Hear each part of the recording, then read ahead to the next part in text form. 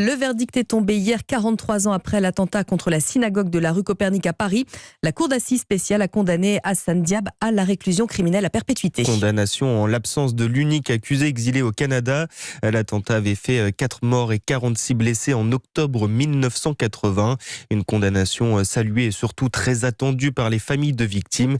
C'est ce qu'explique Jonathan Arfi, le président du CRIF, le Conseil représentatif des institutions juives de France. Commencer son deuil 43 ans après la perte d'un être cher est quelque chose qui, pour les familles, a été extrêmement douloureux. Une plaie ouverte aussi longtemps, évidemment, a été difficile. Ils ont consacré leur vie à ce que la justice soit rendue. Et donc aujourd'hui, c'est une étape importante. Je dis une étape et pas une fin parce que malheureusement, Hassan Diab est aujourd'hui au Canada et que nous souhaitons évidemment que le mandat d'arrêt international qui a été émis puisse donner lieu à son extradition en France.